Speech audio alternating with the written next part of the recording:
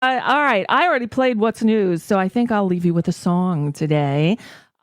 I read the news today. Oh boy. It's time for Nicole Sandler's What's News from NicoleSandler.com and the Progressive Voices Network. On the first Friday of each month, the previous month's job numbers are released. On March 10th, here's what happened. Immigrants, we get the job done. The first full month of jobs under President Trump, 235,000 jobs were added. That was better than economists were looking for. They expected a number just around 200,000. The unemployment rate drops to 4.7% from 4.8%. Donald Trump was so excited that he retweeted the reprehensible Matt Drudge's tweet that simply said, "Great again," plus 235,000, with a link to a Bloomberg article with the headline, "U.S. jobs pay shows solid gains in Trump's first full month." Take this job and shove it. I ain't working here no more. But if Agent Orange holds true to form, he won't be touting those numbers at all. Let's go to the videotape. Don't believe those phony numbers when you hear 4.9 and 5% unemployment. The number's probably 28, 29, as high as 35. In fact, I even heard recently 42%. I hope some intrepid journalist at the White House press briefing asks Spicy whether or not the orange twitler believes the numbers now that he's in the Oval Office. And they just might, because some journalists have really stepped up recently to fact-check inconsistencies. I've got a question for you. Chris Jansing. You seem to acknowledge that the president was wrong when he tweeted that 122 prisoners released by the Obama administration from Gitmo had returned to the battlefield. In fact, it was mostly by the Bush administration. Will he retract or even apologize for that, given that he also called it a terrible decision by the Obama administration, and given that that was incorrect, that there still has been no proof either of his tweets about widespread voter fraud or the wiretapping? Does the president have a credibility problem? Ali Velshi. You know, sir, that in all those countries, all the developed countries that have single-payer systems or universal health care, happiness about health care is actually substantially greater than it is in the United States. Then why do they all come here? Why do they all come here for treatment? They don't all come here. You Republicans say that all the time. They don't all come here. They don't all come here. People in Canada, people in Norway, people in the United Kingdom, people in Sweden, people in Denmark, they don't all come to the United States for health care. Why do you say that? Well, because you see it all the time. People in Canada come here for extensive surgery. They come here and get it done in the United States. Sir, I grew up in Canada. I live in Canada. My entire family's in Canada. Nobody I know ever came to the United States for health care. I'm sure you have a handful of stories about things like that. It's not actually statistically true. Why do we never get an answer when we're knocking at the door with 1,000 million questions about hate and death and war? Shepard Smith on Fox. General Michael Flynn was a foreign agent. The president's first national security advisor who lied to the vice president about his conversations with Russian leaders and was forced to resign after 24 days on the job was also working to help the Turkish leader as a lobbyist during the U.S. presidential campaign. Michael Flynn now admits he was working to help Recep Erdogan, the authoritarian Turkish president, during the run-up to the United States election. Got $500,000 while, among other things, writing an op-ed for The Hill saying how great Erdogan was and how awful a Turkish dissident was. And he did that while we were deciding who would be our next president. And while he, the former Army Lieutenant General and intelligence chief, was on the campaign trail with Donald Trump, complaining about pay for play, as he was paid to play by a businessman in support of the Turkish leader whose voting base is Islamic voters. Lock her up. That's right. Yes, that's right. Lock her up. He chanted about Hillary Clinton. Lock her up.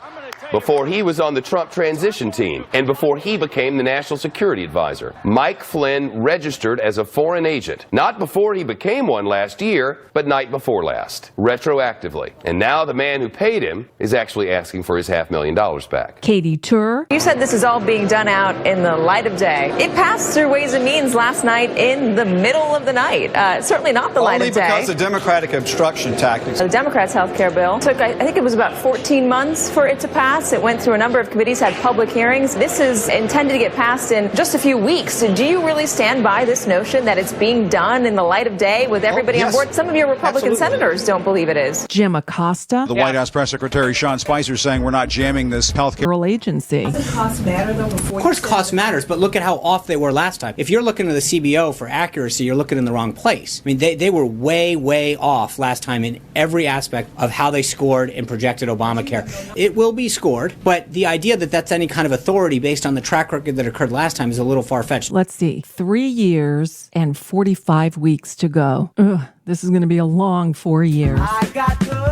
And that's today's dose of Nicole Sandler's What's News. Hear Nicole's show Tuesday through Friday from 3 to 4 Eastern at NicoleSandler.com and the Progressive Voices Network.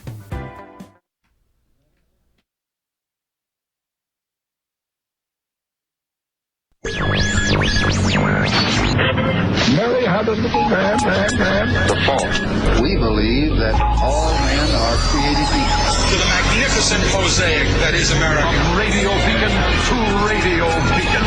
I have a dream today. Change has come to America. Knock, knock. Who's there? It's a figment of your imagination. Randi Rhodes Show. Turn up your mind. It's Friday, you bastards! You know, girls, it's great to live in a democracy today. Today. Where freedom is everywhere. Today. But girls, we often take this freedom for granted. Don't you do it! Freedom of speech. What? Freedom of thought. And freedom of action. Do what? But you know, gals, just because a bunch of men signed that Declaration of Independence in 1776 doesn't mean that freedom was for men alone. No. Oh, no, you take Tom Jefferson. Okay. Ben Franklin. Well. John Hancock. Adorable. There's a hell of a guy for you right there. So cute. All these men had wives. They did. They probably had a few broads on the side, too. The Upper East Side. These women wanted freedom just as much as their men did. Yes. But, gals, I wonder, do we? Do we? I think it's time that we women thought about it a bit. Hell, I think it's time we did something about it. Oh, hell. So come on, fellow females of the 20th century. 21st. Be glad that you're an American. I'm glad. Proclaim your freedom. Freedom. And attention. Oh. Pledge allegiance. Allegiance. And... Maud. Oh, my God. 8 seconds to beer. Oh, I can't wait. I earned it. I have earned the beer.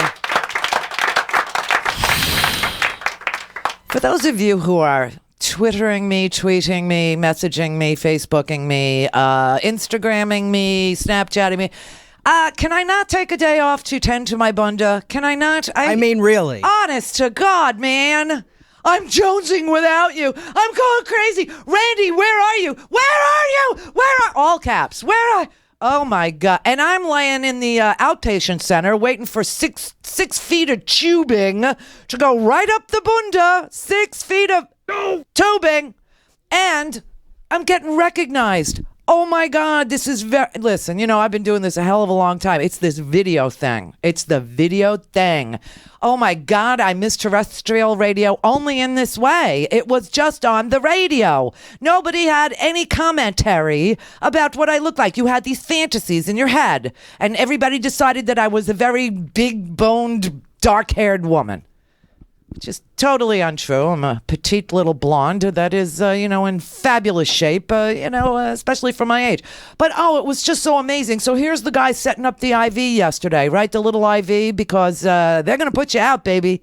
You know why? Because you got the Obamacare. And they can. And they can. Otherwise, you know what the prep for colonoscopy is. Most people do. But if you can't afford your medication, do you know what you have to do to prepare for the colonoscopy? If you can't afford the real prep, X-Lax, baby.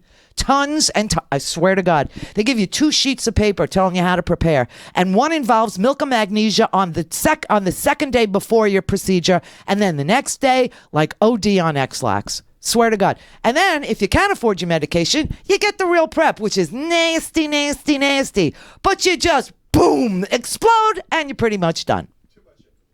TMI, well, welcome to aging. Too bad.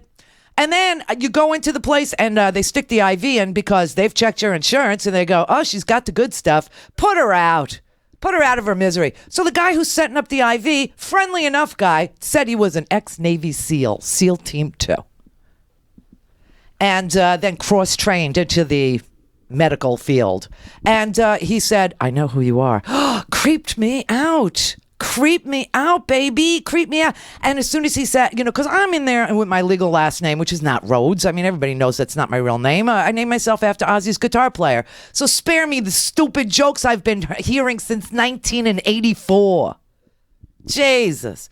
So, he goes, I know who you are. I know who you are. And then the guy next door who's taking care of some elderly patient, and we're all in there for colonoscopies, just a big, giant outpatient center full of assholes. And I hear this guy go, oh, no, is that really Randi Rhodes? I have to say, he comes in, he goes, are you dressed? I go, I'm wearing my hospital gown. Like, come on, please, leave me alone. And he comes in and he goes, listen, it's my son's birthday, and he would be so excited if I told him that I met you, and please, can I just have your autograph? I'm like, okay. Then you move from the prep part and you go into the actual room, where the procedure is going to be done, where the tubing is. And I'm laying there and I'm like, thank God I got this IV thing in my hand because I know they're going to put me out. This ain't going to be no twilight sleep, but I'm not going to be awake. I won't know anything. This will be good. This will be great. Oh, I can't wait. And all of a sudden, the staff, which was all, women in their 40s, all of them, start talking about, well, we hear that you're kind of a famous person, so what do you do? I'm like, I don't want to talk about this. It's Florida. I don't want to tell anybody what I do. I just please, just put me out. I'd rather not tell you that I do politics. This what? Oh my God! And then she goes, well, I hear that you're on the radio and stuff, and that you've been. So Alan Combs died. Alan Combs died. Did you know him? I said, yes, he was a very dear friend of mine, and blah blah blah. Yeah, I saw it on Sean's show. Didn't he used to have a show with Sean? I'm like, oh dear God, I'm going to die. These are the, these are the women that voted for the Trumpster. These are the Trumpanzees. I don't want to talk about it. And then the anesthesiologist leans in. And she whispers to me, don't worry, I'm a liberal. Everyone else in here, they're all like that. But I'm with you. I know who you are. You're in good hands. Go to sleep. I'm like, oh crap. It's so serious out here. I can't even tell you. It's just so freaking serious. Then you wake up, right? You go to sleep. It's like, you can feel the propofol, and it's like, oh, here. Oh, okay. Bye-bye. And then you wake up and it's over, and it's like the most relieving experience. Oh, it's just like, woo, it's over. And then my doctor, she's such a sweet little girl. She's a tiny, teeny, tiny, with an unpronounceable last name that I bothered to learn how to say. And wish her a good morning, because it's like 7:30 in the morning. Of course, after the probing, it's like 10:30. That's how long it took to probe. That's how complicated a case my asshole is. I was probed from both ends. So anyway, so she says to me, listen, I really hate to bother you. I'll tell you, what we found and what we did. And I think you're okay. You're okay. But listen, Bill really wants to meet you. He's a wonderful man. He works with us in the group. And he's just, of everybody, he's the biggest fan. Can you please meet Bill? I go, sure, because who doesn't want to meet their fans after a colonoscopy? I mean, who would say no to such an offer? Who would say? So I said to her, how's my hair? And she goes, you are the most delightful patient. Bill! Come on in. She's awake. And, I hop out of the bed and I hug Bill. I actually hug Bill. And he goes, oh, my God. He goes, thanks for all you do. And I said, do, and we're making jokes there. But, yeah, so this was my experience. And everybody's torn apart. Nobody can talk to anybody. Do you know what I mean? Like half the staff was on my side. The doctors were on my side. The techs were not on my side. Isn't it interesting? The people that actually, know the joys of Obamacare and understand, hey, we could put her out of her misery. We could actually give her something to put her to sleep for a couple hours. They're on my side, and the techs are, oh, I watched Sean. Tell me about Rush. What was he like? Oh my God, it's just freaking. But anyway, and then in the meantime, so then I go and I check my phone once I'm dressed and I'm out the door. I'm in the car. And Howard's driving me home, and I go, I'm so hungry because you can't eat for 2 days. So I said, could you? I can't sit up in Denny's. I can't. I couldn't possibly make it through a whole. He said, I'll make you breakfast. So he took me home and he made a cheese omelet, and they tell you no greasy food, so I had 9 sausages. I did. I had a whole pack of, what was it, Jimmy Dean, the links. And so I'm checking my phone, and people are texting me, where are you? I'm like, please, this is nice. It's very, very nice. But for this amount of disturbance in my life, I should have 1 million followers, okay? 1 million. So, work on that, people. Just go to work on that. Thank you very much. Yeah. Really, I mean, I can't just, be in a hospital gown, just doing some, look, I told you the endoscopy goes through one end. They put a thing in your mouth. I mean, it's like an S&M film. I mean, if you're into that, this is really the procedure you want. Truly it is, because there's tubes from this end, and then from this end is this big plastic thing that they, and they put everything, right where it needs to go before they put you to sleep, so they don't have to move you around too much. It's just amazing. So, if that's your thing, if you know what kink.com is, you want these procedures, you'd love them. You would. They're really, just wow.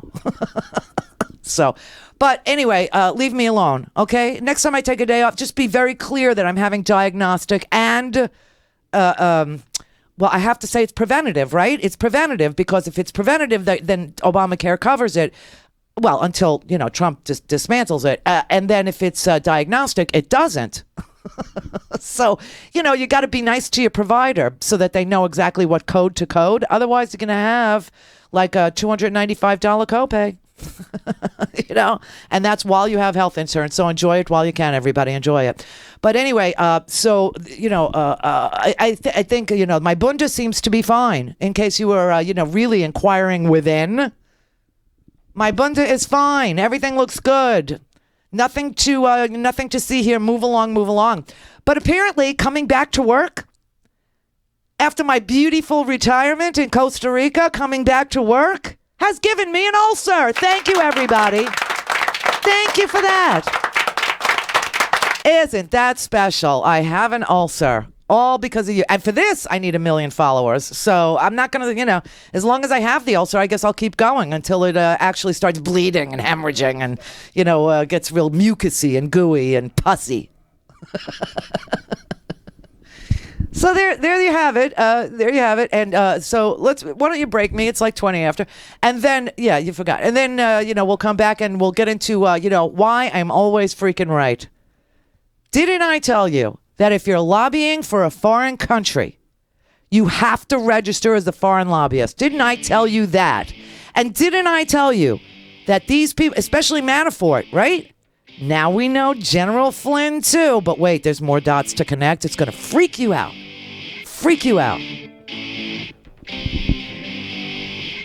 General Flynn was apparently lobbying for Turkey. He got fired because he had contacts with Russians and lied about that.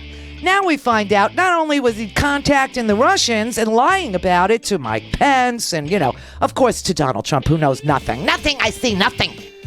But turns out he was lobbying on behalf of the Erdogan, Islamic extremist government in Turkey now, and failed to register himself as a foreign agent, which I told you is a felony if you just don't do that. And he's saying, well, I got bad legal advice. So here's some legal advice. For $7.95 a month, you could have known you needed to register. Or $72 a year, you could have listened to my podcast and you would have known you had to register as a foreign agent. Thank you. My job is done. Take off. Randi Rhodes Air Force. Air Force. RandiRhodes.com. Buy a stinking podcast. Now that Trump's moved into the White House, I know. You could see he wasted no time. He went to work for his ultra-wealthy pals. He's making fundamental economic changes that are going to affect your money and your retirement. He's chipping away at banking regulations. He's going after Dodd-Frank, and that unwinds the fiduciary rule. That's a rule that keeps your money safe from deceptive financial practices. Like I said before, this administration is so awful. They are so greedy. And that's why now, more than ever, is the best time to diversify your retirement portfolio like I did. Goals, low low correlation with stocks and bonds can help you in times of uncertainty. Call my friends at ITM Trading. Get a free gold kit. Learn why gold survives every government, every currency, every economic crisis. Call ITM today at 1-888-OWN-GOLD for guidance from their precious metals experts. They've helped thousands of people just like me buy gold and silver coins and bars, and they can help you too. 1-888-OWN-GOLD. Call 1-888-OWN-GOLD. I'm Rick Smith, and this is Labor History in 2. On this day in labor history, the year was 1925. That was the day the first civil lawsuit for damages was filed on behalf of the Radium Girls. During the 1910s and 20s, radium was all the rage. It was considered a medical cure-all for everything from blindness to asthma. The U.S. Radium Corporation employed hundreds of young women in New Jersey and Illinois to paint radium onto watch dials and military instruments. Women workers were instructed to shape the paintbrushes to a fine point with their lips in order to paint the numbers onto the watch faces. They soon fell ill. Many complained of losing scores of teeth and shattered and rotting jaws. The death toll began to rise. U.S. Radium and other related companies initially tried to smear the women as suffering from syphilis. Catherine Wiley of the New Jersey Consumers League began investigating the use of radium by dial painters. She was also concerned about how emissions affected the community surrounding the plant. Wiley enlisted the help of Alice Hamilton, mother of industrial medicine and occupational toxicology. The chief medical examiner of Essex County determined the women suffered from radium exposure. They were exhaling radon gas. The findings were earth-shattering for the industry. Case proceedings were highly publicized in the press. Extremely frail and sick young women appeared in court, barely able to walk or testify. The company agreed to settle the case. $10,000 for each woman, a $400 a year pension, and medical care. Women at the Ottawa plant suffered for years before finally learning the truth about their job-related illnesses. The case impacted fields related to occupational safety and health. It also fundamentally broadened scientific understanding of radioactive elements. Like what you hear? Check out more at laborhistoryin2.com. For a commercial-free, on-demand, whenever, wherever listening experience, visit randyrhodes.com for your personal premium podcast today. Here, watch this. Remember General Michael Flynn? Uh-huh. General Michael Flynn was a foreign agent. The president's first national security advisor who lied to the vice president about his conversations with Russian leaders and was forced to resign after 24 days on the job was also working to help the Turkish leader as a lobbyist during the U.S. presidential campaign. Michael Flynn now admits he was working to help Recep Erdogan, the authoritarian Turkish president, during the run-up to the United States election. Got $500,000, while, among other things, writing an op-ed for The Hill saying how great Erdogan was and how awful a Turkish dissident was, backed by the United States. And he did that while we were deciding who would be our next president. And while he, the former Army Lieutenant General and intelligence chief, was on the campaign trail with Donald Trump, complaining about pay for play, as he was paid to play by a businessman in support of the Turkish leader whose voting base is Islamic voters. Lock her up. That's right. Yes, that's right. Lock her up. He chanted about Hillary Clinton. Lock her up.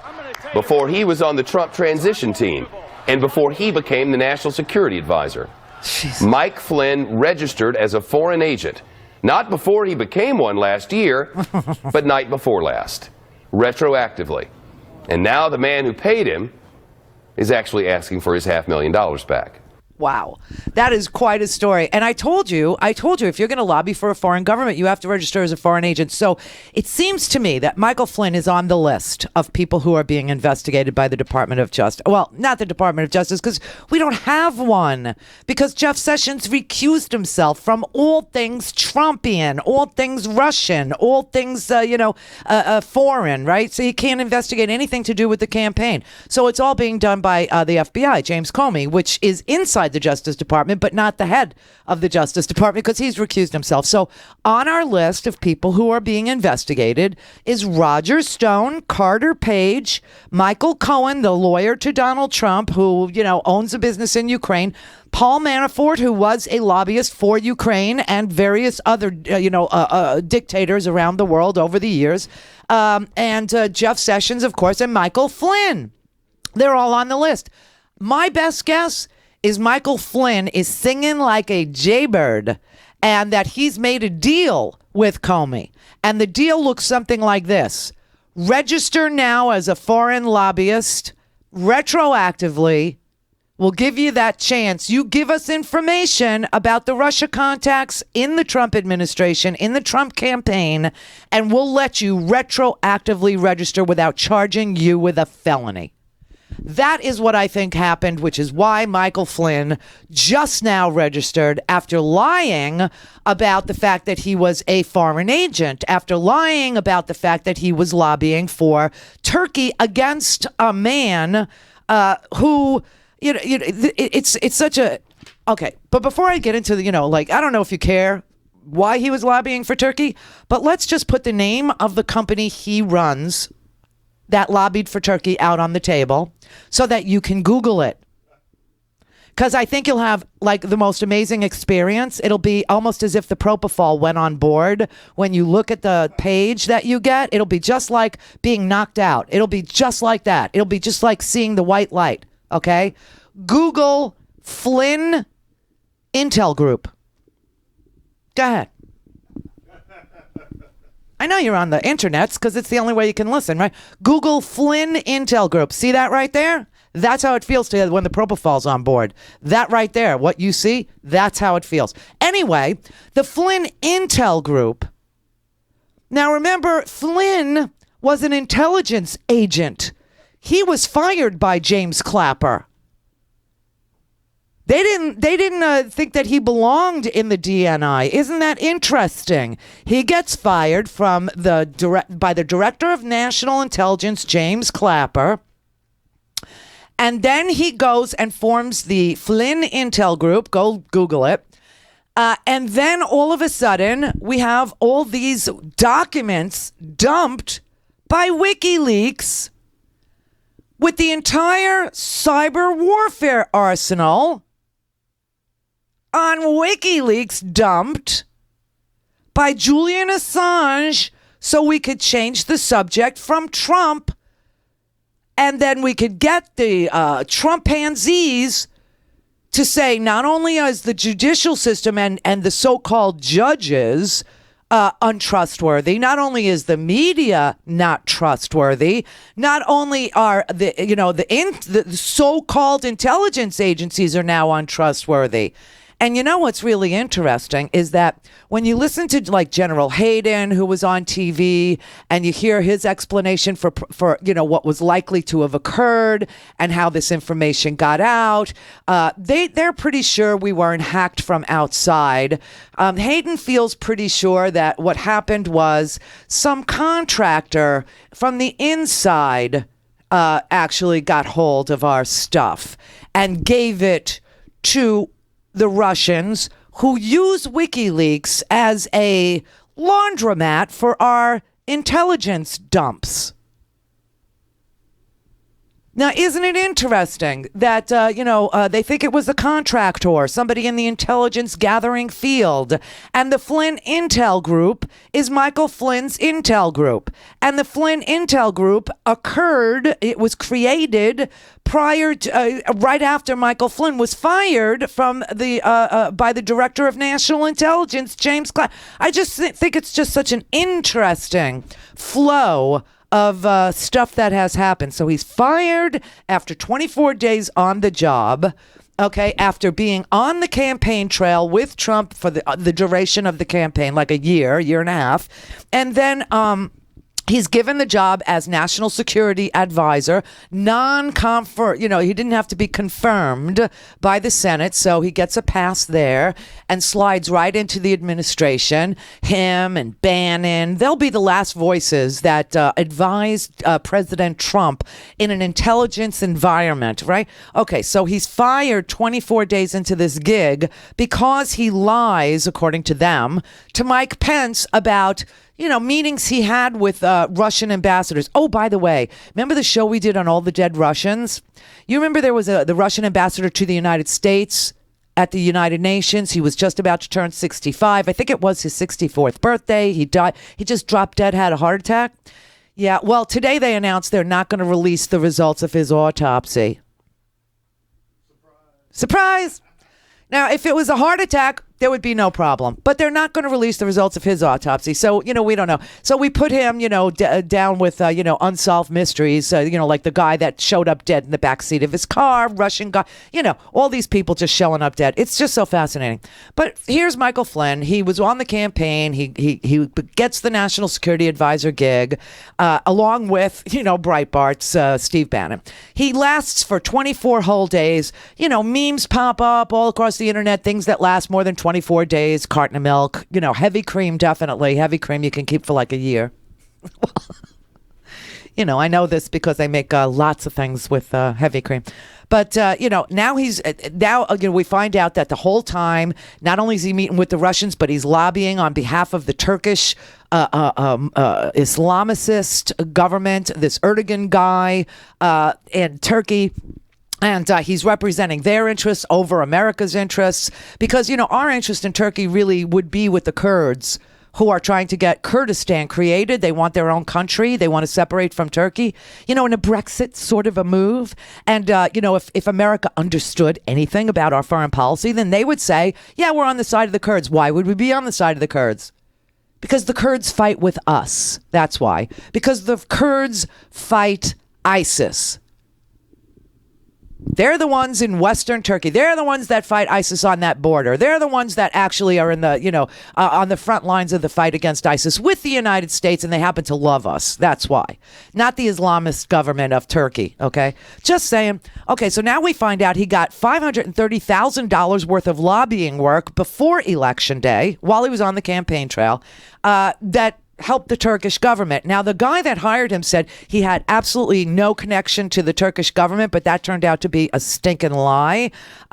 He said that he had never been involved with the Turkish government or anything like that. It turns out that he was. He was. Anyway, so now he's under investigation, obviously, by the FBI. And all of a sudden, they allow him to go retroactively register as a foreign agent. That's got to be a deal. That's got to be some sort of a deal that Comey, squeezed out of him and said, you know what we'll do? Because it's a felony. And I told you, they're going to get Manafort the same way. Same way. So what did I tell you we're looking for? We're looking for people who lawyer up. We're looking for people who suddenly do strange things. We're looking for deals being cut. We're looking for people that, admit to things that they previously hadn't admitted to. So this fits right in. I'm telling you, Rudy Giuliani is, why nobody talks about him. He is so on my horizon. He is so, Roger Stone obviously is under investigation. Why is Roger Stone? Because Roger Stone was the person who tweeted that John Podesta is next in the barrel. And then all of a sudden WikiLeaks dumps Podesta's emails right before the election and keeps releasing more Podesta emails every day right up until the election. So we know Roger Stone was getting some sort of information from WikiLeaks about dumps. And obviously Julian Assange is a Russian frontman. And you know how you can tell? Has Julian Assange ever released documents about the KGB, the FSB, the Russian intel agencies. Haven't seen him dump their documents. And I haven't seen him dump any documents from China either. It seems to me like he only messes with the United States. It seems to me that Julian Assange is the one who told Edward Snowden, go to Russia. And then all of a sudden, Snowden ends up with this woman who sticks to him like glue, and he's stuck in Russia and he can't get out. And, recall that when Snowden showed up in Russia, a destination that Julian Assange recommended, WikiLeaks dispatched a fixer from their staff, a woman named Sarah Harrison, to meet Snowden in Hong Kong, and she stood by his side in Moscow from the time Snowden arrived in Russia. She stuck to him like glue. And then Snowden and WikiLeaks had some falling out. I don't know exactly what it was, but it showed that Snowden was just a stupid little boy who got involved way over his head in matters that are way, way beyond his competence, because Snowden was probably a whistleblower, but Assange is a Russian agent. And this whole world was not known to Snowden.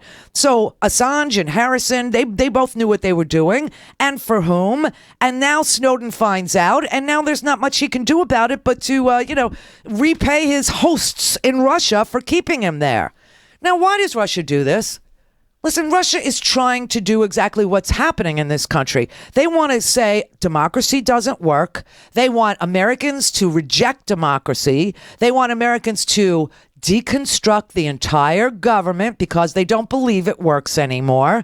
And they want to undermine the faith of the average American in their own political system. And that is exactly what I saw yesterday at the outpatient center while I'm having a colonoscopy. It's like people who aren't in the know, people who are barely paying attention but have a certain channel preference or radio host that they like, think that this government is just god-awful and we should tear it down. We should dismantle it, deconstruct it, as the Leninist Bannon said. Oh, he said, quote, I'm a Leninist. Yes, I'm a Leninist, and I won't be happy until we deconstruct the entire administrative state.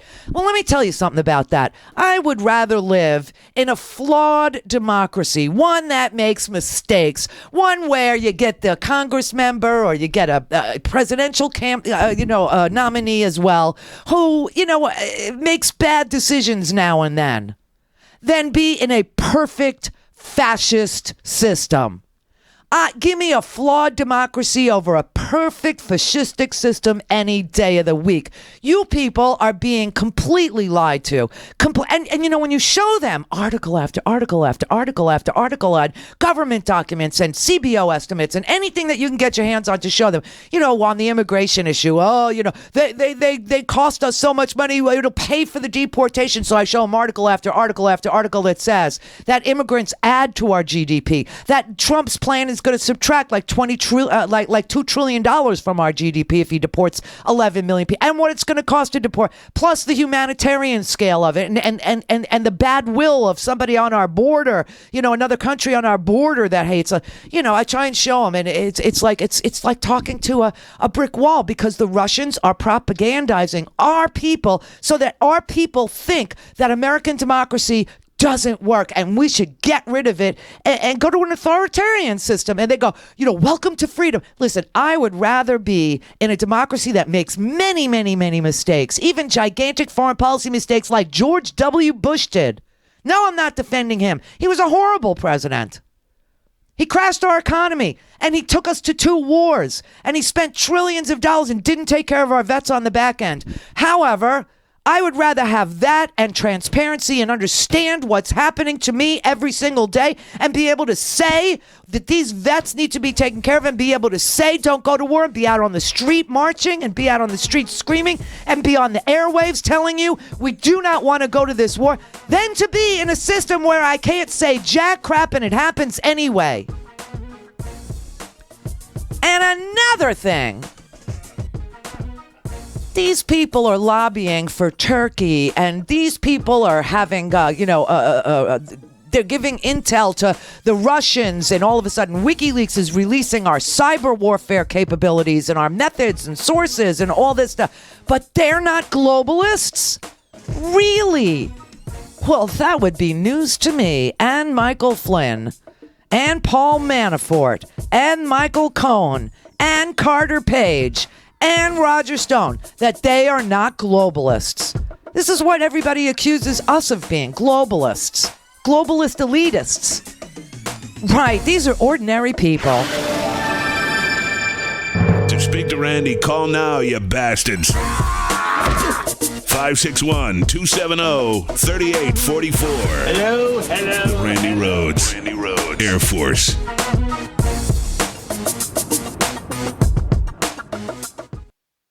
Hi, we're back, and everything is possible again. Isn't it beautiful? Well, if you want to keep it this way, buy a stinking podcast. Oh yes, you have to buy a stinking podcast.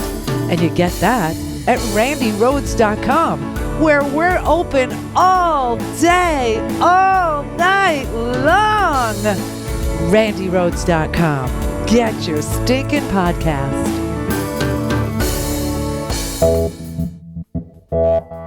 You're listening to WIN, Workers Independent News, a diversified media enterprises production. I'm Doug Cunningham. The National Black Worker Center Project is launching a hashtag Working While Black campaign advocating a new deal for Black America. Executive Director Tanya Wallace-Goburn says to Trump and members of Congress that they should bring an end to the economic abuses of black workers with a vision that goes beyond the desire for political power. Rather than focusing on filling the pockets and wallets of billionaires, we need to focus on building projects that don't extract wealth from our communities and builds wealth within our communities. And that's something that all of us, no matter what your race or ethnicity is, can align with. The hashtag Working While Black campaign will expose the impacts of racial and economic injustice in the workplace through workers telling their stories. And our goal is to launch a strategic communications and organizing campaign that's designed to mobilize and communicate the experiences and challenges, aspirations, and achievements of black workers. Black work has been synonymous with low-paying jobs that leaves black workers vulnerable. The Congressional Black Caucus is urging Trump to seek its counsel on the New Deal for Black America, and Wallace-Goburn says that the National Black Worker Center Project partners with organized labor. We consider ourselves fortunate to partner with organized labor. The main ways that we see participation is in our membership. There are many African Americans that are members of unions, and they are also members and supporters of the National Black Worker Center Project. I think that the other way that we've been able to partner with labor is in understanding the necessity to having better jobs created. EPA workers are dismayed to hear U.S. EPA Administrator Scott Pruitt saying he doesn't believe carbon dioxide is a primary contributor to global warming. Scientific journals and peer-reviewed articles and studies reveal that 97% or more of actively publishing climate scientists agree the global warming climate change we're experiencing is very likely due to human activities. EPA workers believe that climate change is the moral issue of our time, and science is the answer to properly addressing it, not through ideologies, political parties, or economic theories. The Metro D.C. Council of the AFL-CIO is launching a new immigration program. Its aim is to defend union members and immigrant workers in the D.C. region. On Friday, there will be day-long workshops and training sessions to take hard looks at policies and approaches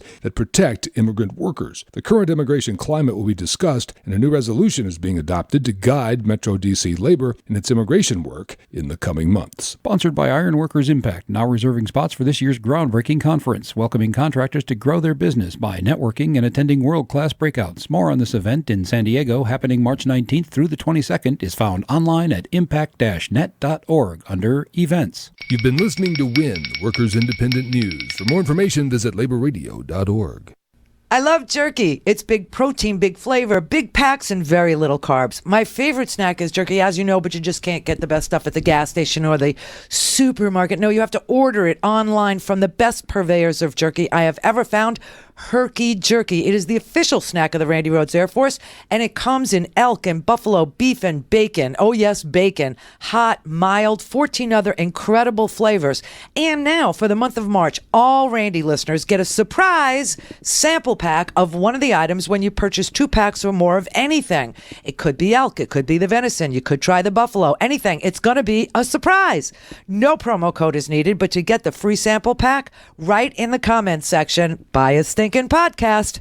Then they'll know that the order came from you, my listeners. That runs through the end of the month, so go ahead right now. Forget it. The bacon is unbelievable. You can put it on BLTs, use it in salads, or just munch right out of the bag. Go to herkycherky.com and buy.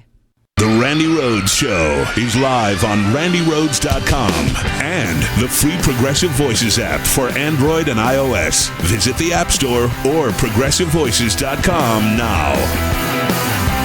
All right. 47 after. William in Barstow, California. Hello, Randi, my radio goddess of truth. Oh, hello, William. And how are you today? I'm You feeling better after yesterday? I actually felt fine. It's just the prep sucks, but giving autographs after you wake up from a colonoscopy is a little challenging. But all right, Yeah, that's the truth. That's the truth. A little challenging. So, oh yes. I only have one quick question because I know you have a lot of points to get to today and connecting all the dots up and everything even more. Yep. And I love that. So, just one quick question. Mm-hmm. What do you think Uncle Neil would be having to say about all this? Oh my God. Oi! Yeah, exactly. Yeah. I mean, he'd have more little songs and more little song bites. I'm hyperventilating. Yeah, exactly. I won't have it. Yeah. Yeah, the good old days. Yeah. I used to listen to him in the morning and you in the afternoon. Then when I moved to California, I couldn't listen to Uncle Neil anymore. But, I think I tried to find some way to listen to you, but I couldn't then. But anyway, since you've been back on here, love, it's been absolutely wonderful. Well, thank you, and please tell your friends. Thank you. Okay, you take care, dear. All right, cheers. Paul in New Mexico. Hey, Randi. Hi. I'm looking for a little hope here. I love what you're saying. You're watching for details of who's lawyering up and who's doing this and that. And I know you believe Comey is going to do the right thing when nobody's looking. Yes. But what is the actual, what am I looking for? Because I know Ryan McConnell are not going to bring up impeachment. So what's the next step before that pushes them into it? Is it Comey? Well, if they're charged with a crime, then that's it. Game over. You mean Ryan is charged with a crime? No, I mean Trump is charged with a crime. I mean Pence is charged with a crime. I mean espionage or acting against the interest of the United States of America, or even a misdemeanor. Oh man, your phone is driving my head crazy. Okay, so here's what you look for. So if listen, right now I think Trump is impeachable, and here's why. Of course, Ryan won't pay any attention to it, but if he doesn't get his health care, if he doesn't get to repeal Obamacare, maybe Ryan will get maybe we could do better with a different president. I don't know, because this guy didn't have a plan and I had to introduce mine and mine was bad and I don't know.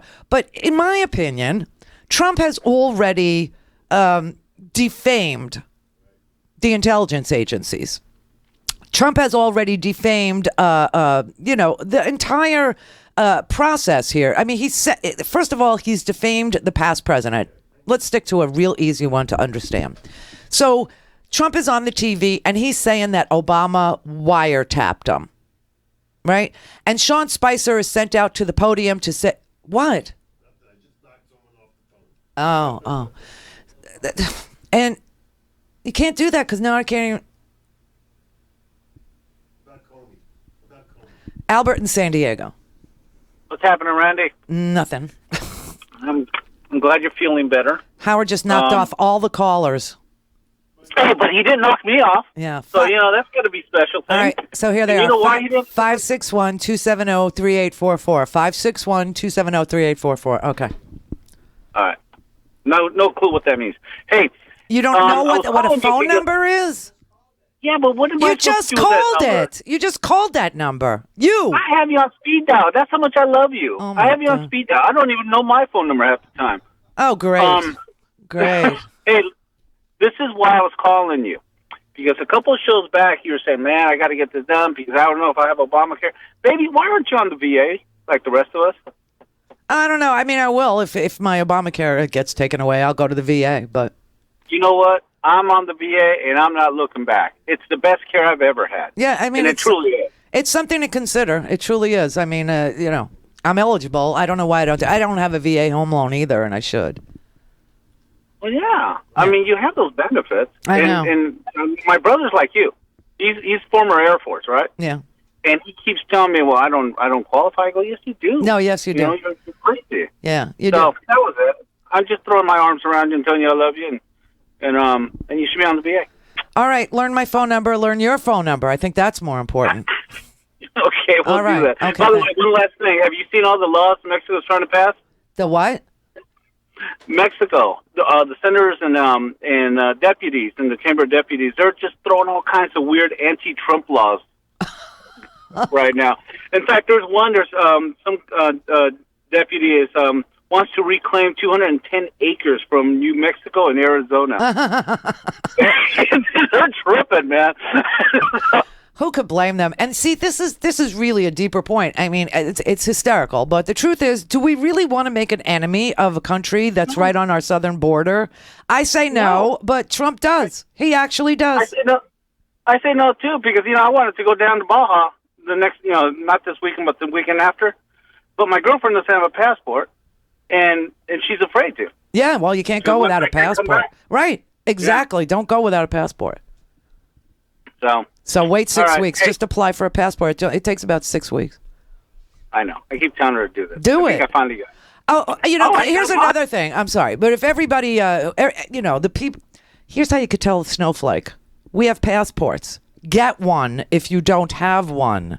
It will be a very important document that you will need if things go the way I think they'll go, if we can't get this man away from the levers of power. Ed in Mississippi. This is Nick from Mississippi. Hey there. Hi. How you doing? Good. That's good. The reason I'm calling because, as we all know, there's an out-and-out war between the intelligence community and Trump. Yes. The Trumpsters. Yes. And I'm kind of worried about which way this thing going to end. But now, the deepest thing in my heart, and I want your opinion, I think the intelligence community ultimately is going to win. Well, how do you think this is going to go? I think they're going to figure out that, who the contractor was that is providing all this information to Russia, and then they dump it out through WikiLeaks. And one of the crazy, things could be that the contractor that did it was somebody that's known to Trump. For instance, just the pressure of, speculating and coming up with an example of who would be in a position to have intel like that, like cyber warfare intel. Maybe the Flynn group, maybe the Flynn intel group, because remember, the people that leak, the people that actually have done this were, like Snowden, he was a contractor, worked for Booz Allen. Now, I believe he was really a whistleblower, but I don't believe for a minute that Julian Assange is anything but a Russian agent. And, in that case, where's he getting, isn't it interesting that every time the news for Trump gets a little, a little dicey, or it looks like he's going to lose an election, all of a sudden, all his compadres start tweeting, "Oh, something's coming," and Rudy Giuliani goes on the TV going, "I know a big surprise is coming. I know a big surprise."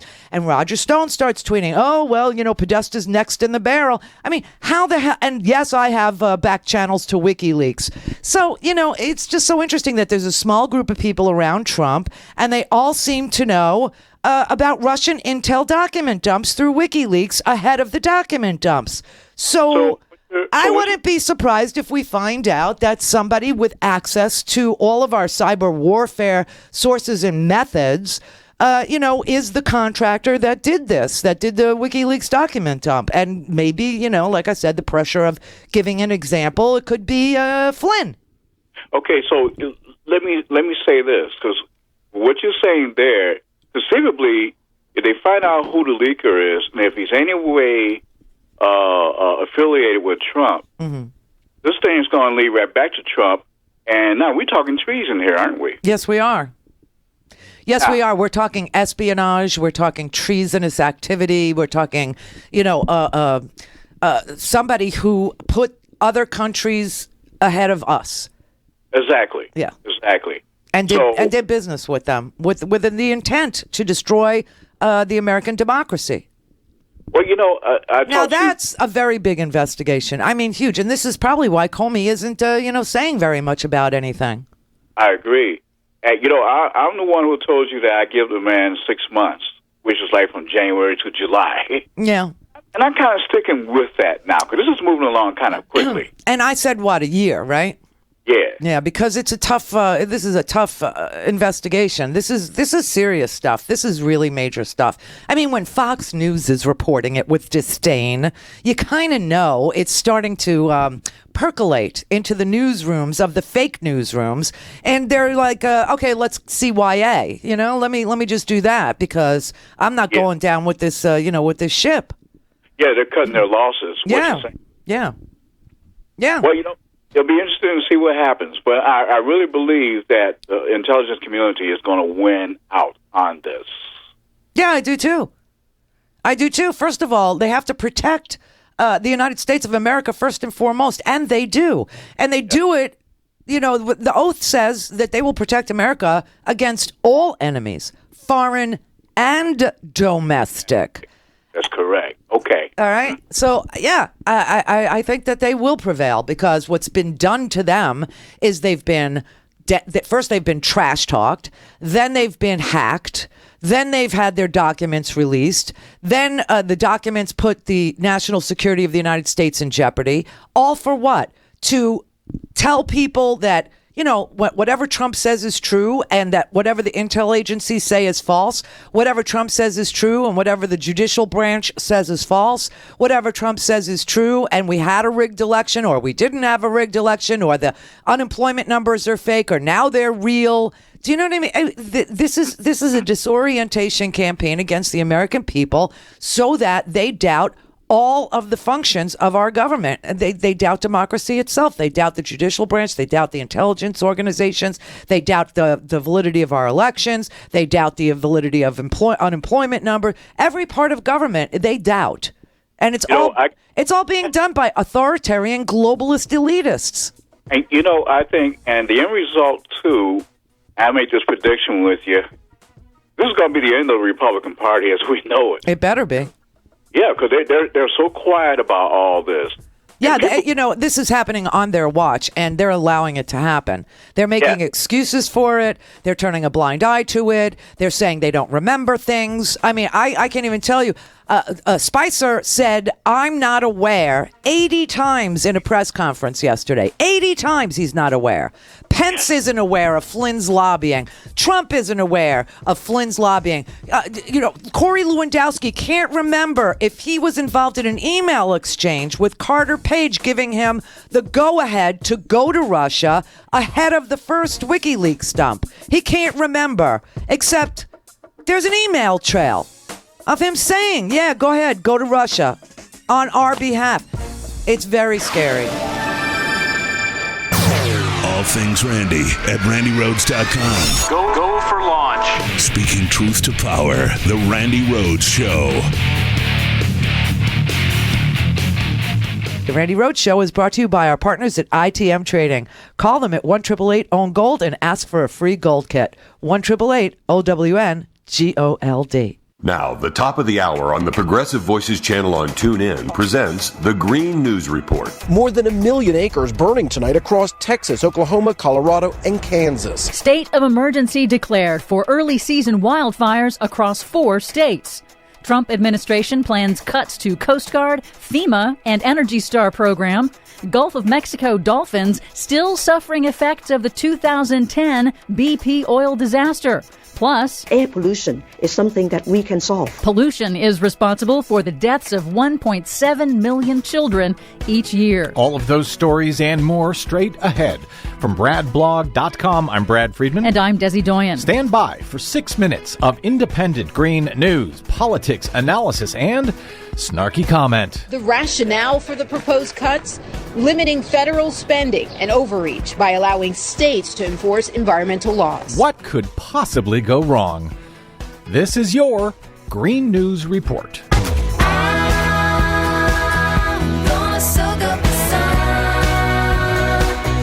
Okay, Desi Doyen, is it just me, or does it seem very, very early for wildfire season to already be kicking off? It is very, very early for wildfire season, especially in Oklahoma. Now, this is the state that in early February hit a record high of 100 degrees. Now, a state of emergency has been declared by Oklahoma Governor Mary Fallin due to an outbreak of wildfires in what officials say is the worst wildfire event in northwest Oklahoma history. This early season outbreak of wildfires across 4 states, Oklahoma, Kansas, Texas, and Colorado, has already killed at least 6 people and burned more than 1 million acres. What's the name of the new EPA administrator again? Scott Pruitt. And he doesn't believe in climate change, right? No, he doesn't. And where is he from again? Oklahoma. Huh. Well, the wildfires are also what makes the Trump administration's proposed budget cuts even more inexplicable. The Trump administration's Office of Management and Budget proposes slashing the budget of FEMA, the Federal Emergency Management Agency, by 15%. And that would directly affect disaster relief, response, and recovery for states that have natural disasters like tornadoes, hurricanes, floods, and wildfires, like in Oklahoma. The Office of Management and Budget also plans significant cuts to the U.S. Coast Guard. That would impact not only national security in protecting the nation's vast coastlines, but also the Coast Guard's operations in curbing illegal fishing, its capacity as the first responder to offshore oil spills, and the Coast Guard's operations in the Arctic, especially now that Russia is expanding its reach in exploiting the melting Arctic's fossil fuel resources. I thought that Donald Trump was going to increase military spending by $54 billion. Is the Coast Guard no longer a part of the military? Apparently not. That's weird. The OMB also proposes eliminating the popular Energy Star program for consumer products. The Energy Star program sets energy efficiency standards for appliances and electronics that save consumers money, billions in energy costs every single year. Of course, that may be why it's slated for elimination, because $1 billion saved is $1 billion not paid to the energy industry. Well said. Meanwhile, a group of scientists who are tracking changes to the websites of federal science agencies announced this week that the website of the Environmental Protection Agency's Science and Technology Office has removed the word science from its mission statement. So the EPA Science and Technology Office writes clean water standards. Its website used to say it relied on science-based standards for clean drinking water. Now it just says it relies on, quote, economically and technologically achievable standards for clean water. Wow. Talk about lowering the bar. The new Interior Secretary Ryan Zinke this week announced another sale of leases for offshore drilling in federal waters in the Gulf of Mexico. But scientists say wildlife in the Gulf still hasn't recovered from the BP oil disaster in 2010. A new study finds the endangered Kemp's Ridley sea turtle still has a 75% mortality rate. Bottlenose dolphin populations in the Gulf are still suffering high rates of severe lung disease and low reproductive rates. Pollution is also a leading cause of death among young children around the world. That's according to new data from the World Health Organization. Pollution is responsible for 25% of the deaths of young children under the age of 5 around the world. That is 1.7 million children every year from toxic air, contaminated water, and lack of sanitation.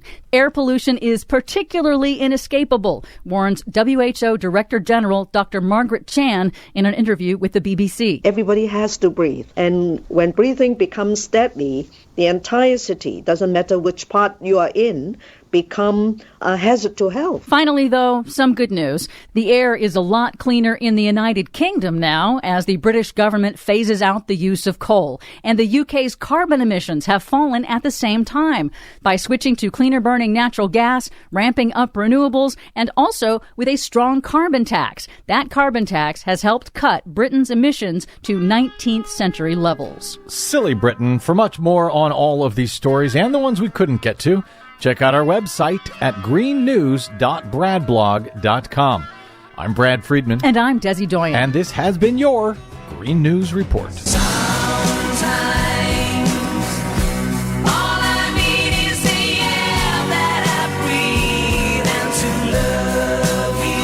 This has been the Green News Report on the top of the hour on the Progressive Voices channel on TuneIn.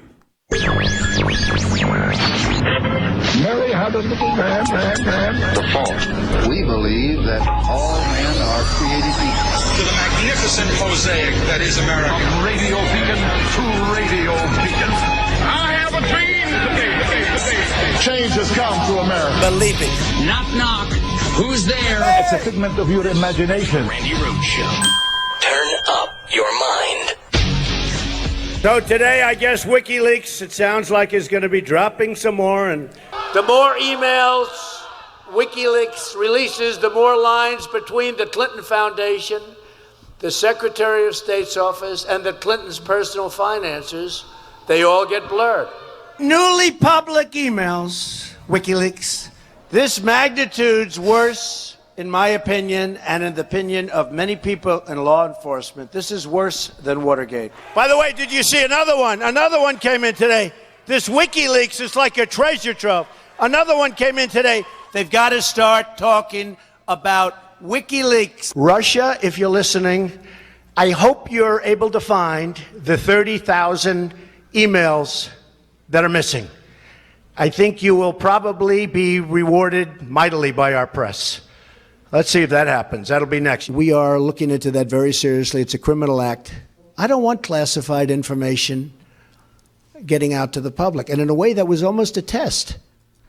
You know, this man is such a front-running phony. It depends on, what side of the leaks he's on, right? I mean, now he's like, oh, we'll get the leakers, we'll get the leakers. But before, he loved the way, I love WikiLeaks, he said. WikiLeaks, everybody has to talk about WikiLeaks. We have to read WikiLeaks.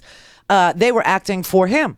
And he loved it. He loved every minute of it. He told the Russians, I hope you're listening. And it's obvious that, I told you, Manafort is in trouble simply because he didn't register as a foreign agent when he was lobbying for Viktor Yanukovych, the pro-Russian dictator in Ukraine, the pro-Russian autocrat in Ukraine who allowed Crimea to be annexed and then fled to Russia.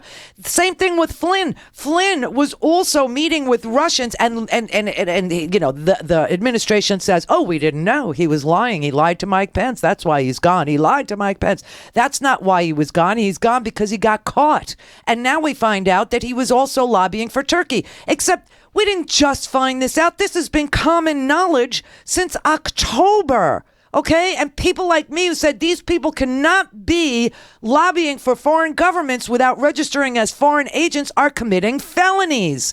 Now, all of a sudden, the administration is saying, we just found out. That can't be true. The idea that Flynn had worked for multiple interests in Turkey was common knowledge.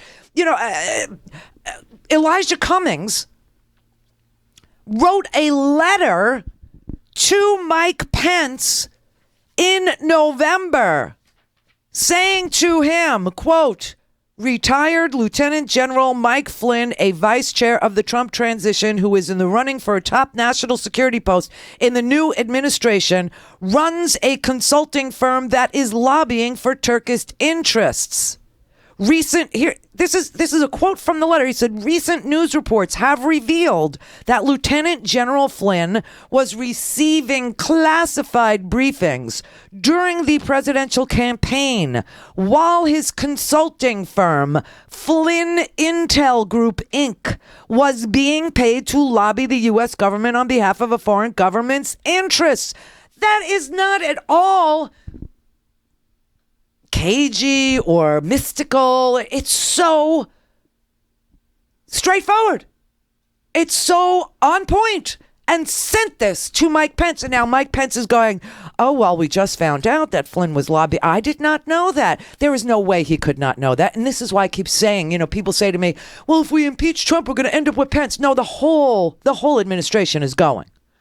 Once this investigation is over, the entire administration is leaving. They are going, and they are going under the most shameful of circumstances. That is treason and espionage against the United States. There just isn't any question. Now, I pulled a video, but the audio is easier for me to manage right now. So let me just play Michael Hayden today on CNN, and the lead with Jake Tapper, Jake Tapper was asking him, do you find the timing of this a little strange? I mean, isn't it just so odd that every time things get a little convenient for Trump, all of a sudden this big document dump from WikiLeaks comes, and just isn't it so interesting? So here's the former head of the CIA, General Michael Hayden, talking about this. With no evidence at all, and everybody who is in the know either says they have no evidence of it or it's not true. The President Obama ordered a wiretap of him, and it happened. Are you confident that President Trump has people around him who can tell him what's true and what's not true? That's a wonderful question, and I've made the comment several times since Saturday morning that it seems as if the president woke up on Saturday morning and actually forgot that he was the president of the United States.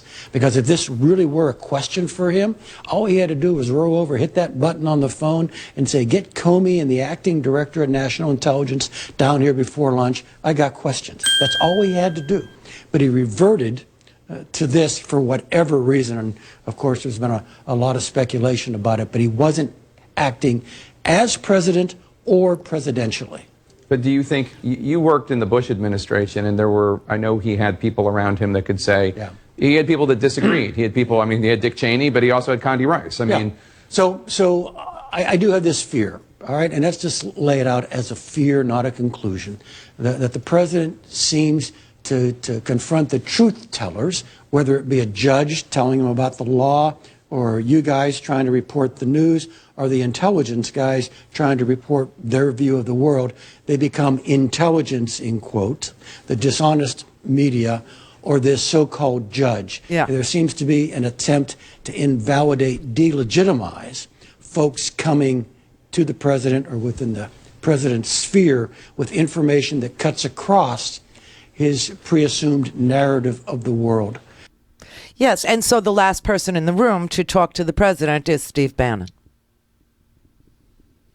Don't you get what they're doing to you? Don't you get, how could you not understand it by now?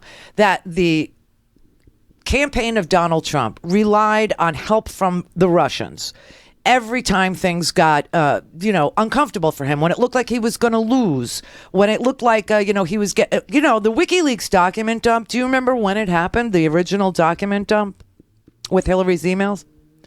It was the day after the grab them by the P word video. It was the Access Hollywood video. It was the day after. All of a sudden, we're talking about, the president has just admitted to being a groper of women. The president has just admitted to illegal behavior. He just goes up to women and he can do anything he wants to them. And he grabs them by the pee, and he just, he does Tic Tacs because he doesn't even wait for permission. He just starts kissing them. He can't stop. The next day, we got the WikiLeaks dumps. And every time something happens that Donald Trump finds inconvenient in the press, in the natural cycle of news, we get more WikiLeaks dumps. Now we're getting really close to the fact that, Manafort's under investigation. Roger Stone is, Carter Page. There are now emails between Carter Page and Corey Lewandowski and Hope Hicks, who is you don't even know. People can kind of remember what Corey Lewandowski looks like because he was on CNN after he got fired, after Manafort pushed him out. And Lewandowski was still on the payroll of the Trump campaign, but was working on CNN as a pundit, which was very strange. But you probably don't remember what Hope Hicks looks like. Hope Hicks is the spokesperson for Donald Trump to the press. And Hope Hicks says she doesn't recall either whether or not they gave the permission to Flynn, to Carter Page, to go to Russia. But there are emails saying that Carter Page had asked repeatedly for permission to go, as the foreign policy advisor of the Trump campaign at the time, over to Russia. And as soon as he goes, shortly thereafter, a WikiLeaks dump. See, there's a whole timeline of things that have happened, and the more that gets investigated, and the more, and now nobody can remember. Hope Hicks said she doesn't remember ever talking to Carter Page, but she's not going to comment because she doesn't know. She has to look. Lewandowski said he never met him, he never talked to him, and now all of a sudden there are emails, and he said, "Oh well, I don't remember. Isn't that what Donald Trump mocked the reporter? Who was disabled? Isn't it? I don't remember. I can't remember. Wasn't that now? Nobody can remember. Nobody can remember anything. I just find this, so freaking fascinating. Everybody's lost. Meanwhile, Lindsey Graham says he's ready to subpoena the Trump administration. He's ready. The president has asked Congress to look into whether or not his campaign was wiretapped by the Obama administration. I will take up that challenge, and we sent a letter to the Department of Justice and the FBI asking them for any information that they may have used to obtain a warrant. The whole purpose of this is find out if a warrant was issued directed at the Trump campaign. And if they don't provide this information? Then I'll have done my job. Either they're lying to me or there is no information. And I don't believe they would lie to me about this. I expect them to come forward as to whether or not a warrant was obtained or sought. And will you subpoena this information if they don't comply? Yes. You will. Did you talk to Trump about this last night? I just talked to him about Russia. I said Russia's not our friend. They need to pay a price for interfering in our elections. And I think the president gets that the best way to change the world is for America to be strong. My lunch with the president really was great. He's in a problem-solving, deal-making mode. I know this is the intrigue of the moment, but there are deals to be made out there to... Okay. So, yes, he will subpoena the FISA court for the warrant that Obama's administration seemingly applied for and got to wiretap Donald Trump. Now, if there is no warrant, Donald Trump is impeachable in this way. He has defamed... Yes, Obama's a public figure, the biggest public figure in the world, perhaps, besides for Oprah, who might run for president, which would be great. But he has defamed President Obama by accusing President Obama of a crime that is as huge as Nixon's crimes in Watergate, if not, it's actually huger, that he was wiretapping, that he applied for a warrant and was wiretapping during a presidential campaign, the candidate himself, through using his intelligence services. That would be the crime of the century. And if it's not true, then Donald Trump has defamed, which is a very high bar for a public figure, but he has managed to do it. He has managed to defame President Barack Obama. And in that case, that, they say you could be impeached for high crimes or misdemeanors. And even though that's a civil complaint, defamation is hashed out in a civil court, not a criminal court, it would still be a civil violation of the law, and he could actually be adjudicated guilty, in which case he would need to be impeached. So if there's no warrant to wiretap Trump, and Trump said in a series of tweets that some lawyer could make great hay out of this and that he just found out that he was wiretapped by Obama, he's still got to go. And that's the least of it. If it turns out that Flynn Intel Group, who had previously, Michael Flynn as its CEO, was previously part of the Directorate of National Intelligence and was fired by James Clapper, and that he had access to information, classified information, and that he gave it to the Russians, forget about it. And there is no way that the administration can deny that they knew this, because it was in many newspapers. This was common knowledge that he was lobbying for Turkey. For a commercial-free, on-demand, whenever, wherever listening experience, visit randyrhodes.com for your personal premium podcast today. Trump is in the White House. Gold. Yes, gold. It really has the opportunity to do super well. That's definitely one good reason to own it. But did you know that there are a lot of benefits to owning gold? When you have gold in your physical possession, it provides safety. It's a hedge against inflation, U.S. dollar turmoil, and presidential instability. Gold has so much historical precedence as real money that the central banks that run the global financial system buy gold in staggering quantities year after year. Many financial service providers agree that gold is a great diversification tool for everyone's portfolio. If you want to learn more about the benefits of owning gold, just call my friends at ITM Trading at 1-888-OWN-GOLD. Whether you want to own physical gold in your possession or put some in your IRA, call ITM today at 1-888-OWN-GOLD. ITM specializes in all types of gold and silver coins and bars. Call ITM Trading. Get your free gold kit at 1-888-OWN-GOLD. 1-888-OWN-GOLD. Hello, Progressive Voices Tune-In listeners. I'm Casey Hobbs. And I'm Shane Mason, and we're the hosts of Nurse Talk Radio. Here's what we're talking about this week. Did they find anything to replace Obamacare with? Of course not. Of course not. Of course not. The reality is that they've had all these years pondering what they would do when they got their way and threw Obamacare out of the bus. And now they can't come up with something, in part because, gosh, the guy at the head of their party now says healthcare is complicated. Right. Just now noticed how complicated it was. And let's insure everybody. Yeah. Right? And the Republicans say, wait, that wasn't part of the plan, dude. We thought it was simple. We take away their health care and they die. Yeah, right. So, Donna, if there were a replaced document, have you heard anything that might be on it? Well, yeah. I mean, we keep hearing the same tunes about, the whole allowing people to buy insurance across state lines. I'm like, great, let me go buy a cheap plan in New Hampshire and see how well that does in Colorado. I wonder how many docs will be a part of that plan. But they also have these ideas always about, creating more competition and allowing people to have these great healthcare savings accounts that are going to cover the tens of thousands it can cost if you get sick in this country right at the moment. So, it's more of the same. Every once in a while you'll hear them say that they're going to retain keeping people with pre-existing conditions covered. However, they also continue to say that the insurance companies are having such a hard time making money under this plan that they're going to have to let them charge 5 times as much for premiums for people over 50 years old. So those of us who are 50 and over, good luck with that. Check out our show at nursetalksite.com and listen every Saturday and Sunday right here on Progressive Voices. Call in, connect. To speak to Randy, call 561-270-3844. 561-270-3844. Just to the timing of this, President Trump praised WikiLeaks a lot in the past. Obviously, WikiLeaks, whether it was their goal or not, they certainly helped the Trump campaign.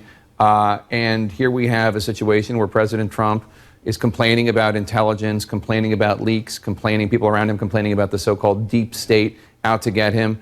And then voila, a couple days later, this huge trove of documents about the CIA and their abilities to spy on people. I must confess that the thought occurred to me, but I would not suggest it as anything more than perhaps a potential hypothesis, a thing that you might want to look into as you go forward. I don't know that the Russians actually committed the theft.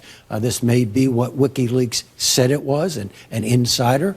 But with regard to the timing, I mean, look, I'm now pretty close to the position that WikiLeaks is acting as an arm, as an agent of the Russian Federation. Yeah. You have proof of that, or you just mean what? This is my making assumptions based upon what's happened over the past year and what WikiLeaks has been doing. Look, Jake, they claim to be a transparency organization. I wish the hell they would emphasize transparency in some of the world's autocratic nations.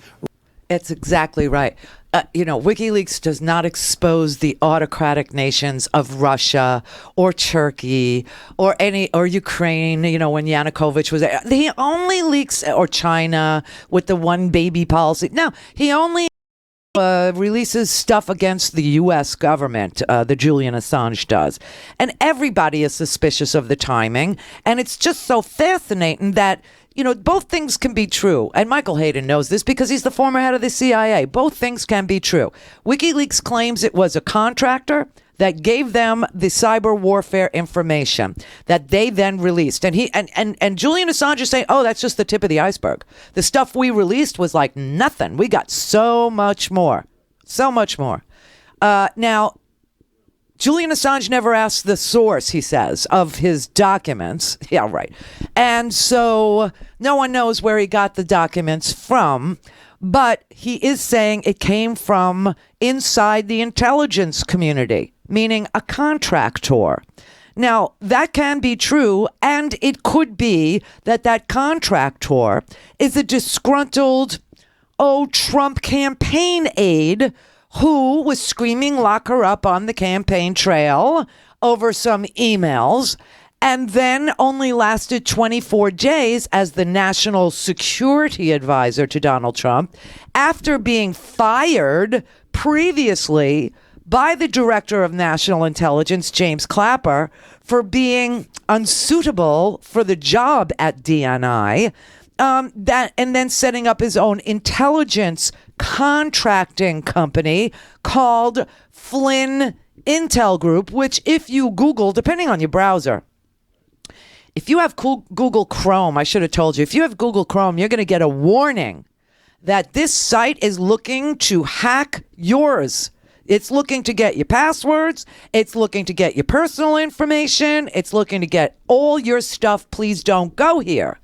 If you're not on Google Chrome and you're using like regular Google or some other, search engine, you'll probably just get a blank white page for the Flynn Intel Group, www.flynnintelgroup.com. Yeah, it's just so fascinating, isn't it?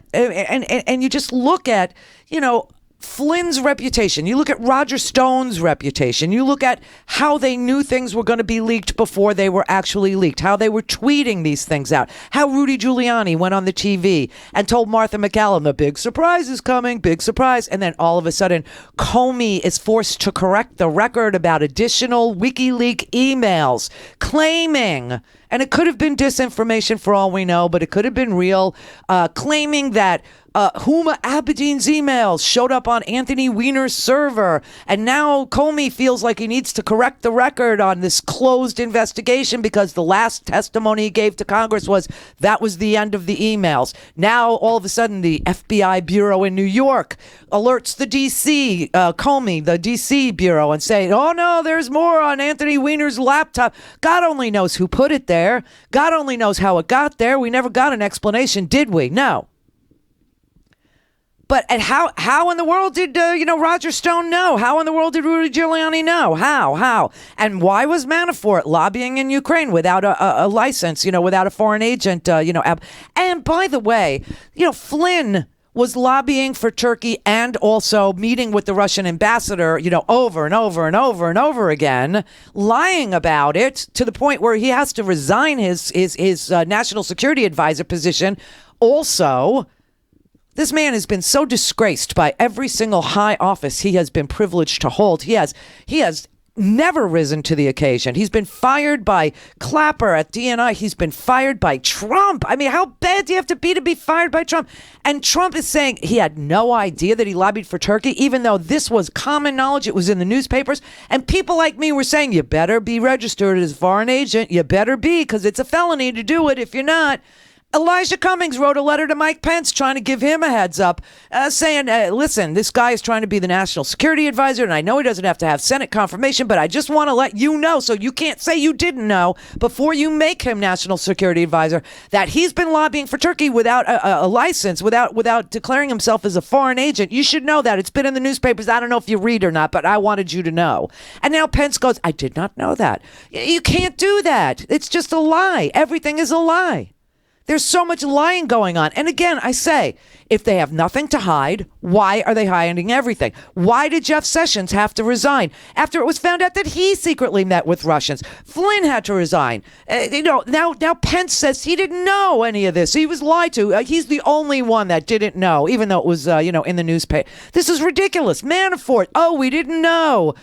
Trump says, oh, well, we knew he did something for Ukraine or one of those countries. Oh, give me a break. You go back with him to the freaking 1990s. He lives in Trump Tower, for God's sake. You hired, what was it, Black, Manafort, and Stone, which is Charlie Black, Paul Manafort, and Roger Stone. You hired their law firm. You can't just claim ignorance. So it's just waiting. It's just percolating right now. Dan in New Mexico. Hey, Randy, can you hear me okay? Yeah. So, well, I had a couple things. One thing I wanted to share with you is when you disappeared on us, we have anxiety over our. I did not liberal disappear. touch. I gave you fair warning. I said I was not coming in the next day and had to. Actually, I heard you. I heard you. Right. And so, HIPAA should apply, meaning I should not have to tell you that I'm having these procedures, but I did tell you. Right, I actually heard you the day before, so I wasn't freaked out. Right. But anytime there's like an absence, it's like, oh no. But you sound freaked out. Oh no, I'm calm. The story I wanted to share with you is I drive a school bus, and during the campaign there was this one little boy. He used to sit in the front, and he said he heard people talking about what's going to happen, and I said there's absolutely no way that Trump would win. And then, he won. What do I tell this, guy? Well, he can't do anything to you. It was all bluster. And now this kid is like, he's been in and out of the hospital. The family is kind of stopped going to school. The little sister comes, but the little boy is so terrified that he's at home hiding. And it's just, Wait. Is he a Hispanic boy? Is he afraid for his parents? He is Hispanic. Yeah. I drive around California into ranch areas, so he's kind of got a Hispanic family. Yeah, it's disgusting. It's disgraceful. This man is causing, so much terror in this country. He is a terrorist. He's terrorizing the entire immigrant community. I mean, today there were reports in Los Angeles, I think it's 1 out of 5 kids at Beverly Hills High School are from Iran, and they're scared to death that their parents, if they go home to visit for the Iranian New Year, won't be allowed to come back into the country. The same thing with the Hispanic kids. They're terrified to go to school because they'll come home and mom and dad will be... I've heard personal stories, but the one thing that I wanted to share with you is that I share with them a daily Randi Rhodes update on the noose tightening around Trump's neck, and it helps. Well, that's good. So I give them the Randi Rhodes update on what's going on. Well, thank you. Is that it? Yeah, I guess that's it. Okay. Well, have a good weekend. Thank you. Thank you for your service. Okay, Dan. Okay, bye. Bye. Dennis in Buffalo. Hey, Randy. First of all, I want to go over real quick. You said that we could probably arrest Trump, but I don't think you can arrest him. I didn't think we could arrest. I didn't say that at all. Oh, you didn't? What I said was that currently, if there is no warrant to wiretap Donald Trump, as Donald Trump tweeted maniacally on Saturday morning at 6:30 a.m. over and over and over again, what he has done is accuse the past president of a crime, and that's defamatory. It's libelous. And so if Trump is guilty of that, that would be adjudicated in a civil court, not a criminal court, but still it would fall under high crimes and misdemeanors, and he would be impeachable. Yes, but I think a better method than impeachment, because waiting on a Republican to do the right thing, we'll be waiting forever. A recall could be better, even in states that ain't even having a presidential election. We could do it here in New York. But what I really wanted to get at... What could you do in New York? You can't have a recall. He's a lemon, but he's not an automobile. We can't recall the president? No. Oh. Because here, what I really wanted to say was, everybody's talking about the Russians, but nobody's saying, what does the Russians really want? I told you what the Russians really want.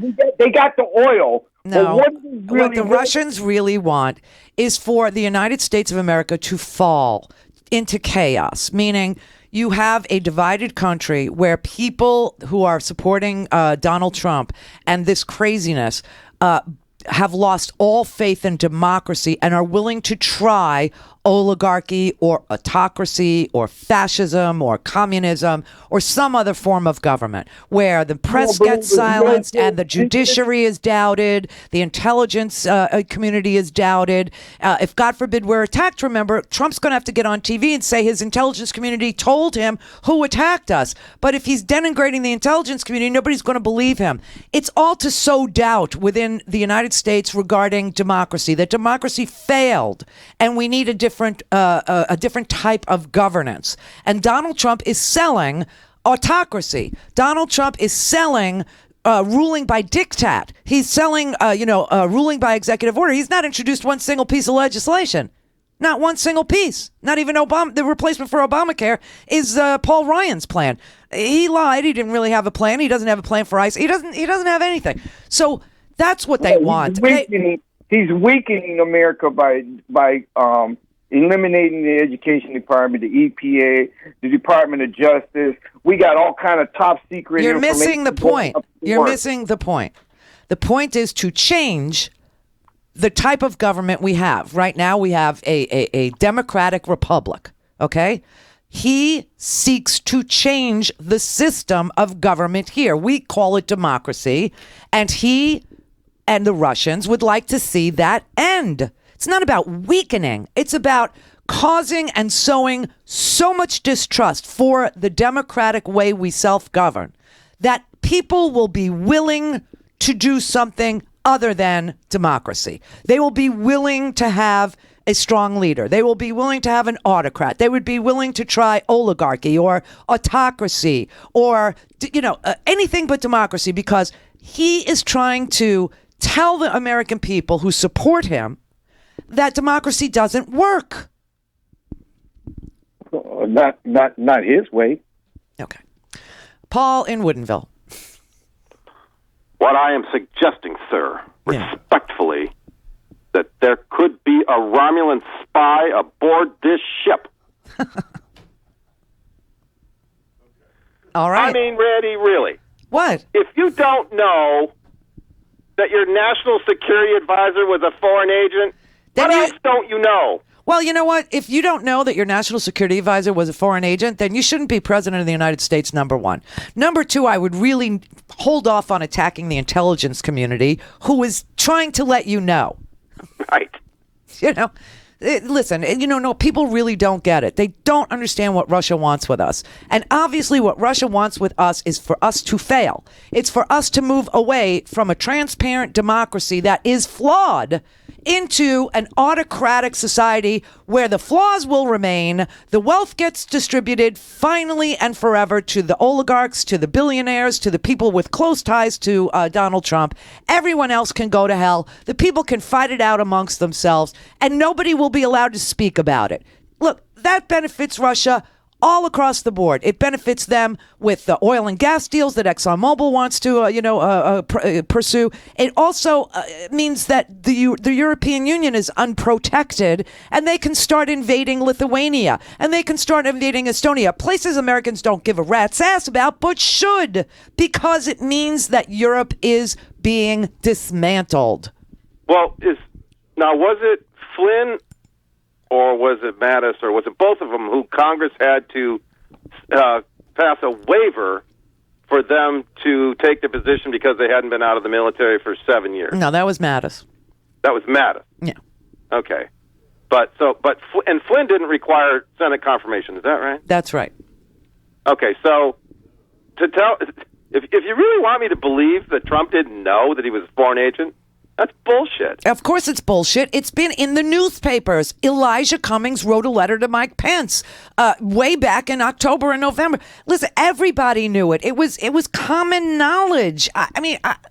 Everybody knows it. Everybody knew it. There is no question. So he's General Ski. He's General Crossing, General Ski. I think this does start to qualify as treason. I mean, it really does. And I think that the Republicans are, at this point, they're using him. Trump is their useful idiot. They want him. They need somebody with a pen. They need somebody with a pen to sign their wackadoodle. They need more than that. They need a salesman. They need a con man. They need somebody who just says any damn thing, and will say anything in order to, plow through all the evidence against him. But aren't they going down a dangerous road here? Well, yeah. Because when this does come out, if I were anybody, a Republican, I would be running from this guy. Considering what you might even suspect, I would be running away from. I would be putting a lot of distance between me and Donald Trump, because the closer you are, the more you're implicated. Well, don't you remember? I read. People got upset with me because I even read anything Elliot Cohn wrote because of what a hawk he is and all that. But Elliot Cohn tried to warn every person who would agree with him on his foreign policy views not to go to work for the Trump administration. He's the one that said you will be selling your soul to the devil, and the devil takes the payments on the installment plan, meaning you're gonna be put through the ringer over and over and over and over. It will never ever end because they are so corrupt. There's so much bad stuff going on there. There's so much acquiescence to autocratic governments around the world, especially Russia. The WikiLeaks thing was just a big red flag that, Trump got in bed with the Russians, because Assange never trashes China, never trashes Russia, never trashes Ukraine, never trashes any autocratic, government on the planet. Only the United States. Right. Okay, and then here's the other question, is that, one person knows for certain whether Trump knew about Flynn's connections or his foreign agent status, and that's Michael Flynn. And so don't we put him, he's got to sit in front of some kind of a hearing and answer that question. Did the president know that you were a foreign agent? Yes, right? And that will happen. That's what I'm telling you. That's, Trump is too cute by half. He's telling Congress to investigate. Well, they will. They're at some point they will. No, they have. It's underway. They're already doing it. Now, I told you the Senate's going to do their stuff behind closed doors, but the first House hearing, and of course the Republicans will control it, but the Democrats will get a chance to ask a freaking question, but the Republicans will decide who comes before the committee. Will be on March 20th. No, that's next week. Yeah. Yeah. I'm telling you, it's coming. It's all coming. They probably already know most of it already. Well, I don't know what they know. I don't know how much Comey is sharing. I don't know how much, he needs to keep this close to the vest because of the nature of it. I mean, we are talking here about treason and espionage. So God only knows what they know. I know that Adam Schiff keeps saying he needs more information. He wants the intercepts. He wants the transcripts of the calls. And, then you have Mark Warner over in the Senate who says he talks to Comey all the time. So God only knows which members of Congress know what.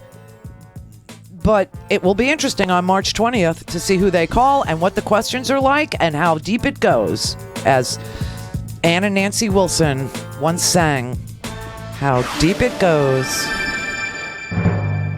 The Randi Rhodes Air Force. The Randi Rhodes Show is live on RandiRhodes.com and the free Progressive Voices app for Android and iOS. Visit the App Store or ProgressiveVoices.com now.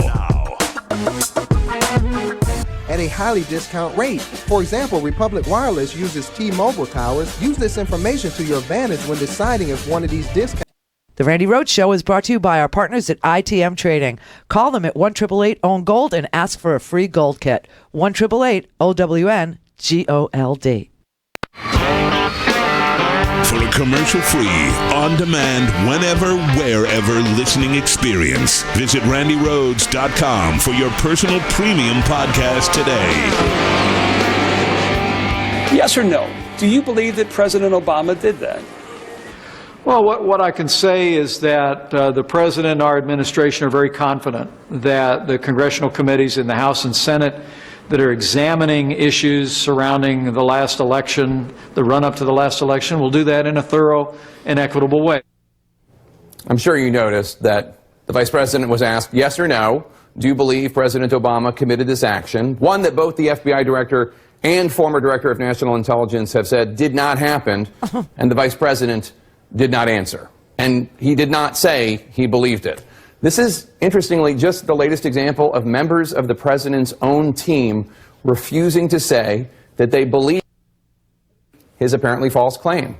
White House Press Secretary Sean Spicer said the president did not share his reasons for making the untethered charge. That would be above his pay grade, he said. Deputy Press Secretary Sarah Huckabee Sanders said, quote, "The American people have a right to know if this took place." I repeat, if this took place. The president says it took place. His deputy press secretary, not so sure. Every credible person with access to intelligence says this did not happen, or they have seen no evidence that it happened.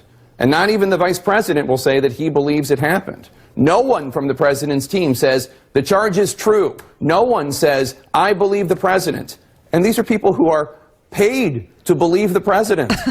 Now, the president's tweets about apparently non-existent wiretapping by President Obama were apparently based on reporting of actual wiretaps that may have revealed contacts between Trump campaign advisors and Russians known to U.S. intelligence. In 11 days, the House Intelligence Committee will hold its first public hearing on Russia's apparent meddling in U.S. politics. And as lawmakers review evidence, classified and declassified, one Democratic congressman on the Intelligence Committee just launched a webpage to try to connect the dots between President Trump and his inner circle and Russian officials, based on publicly available information.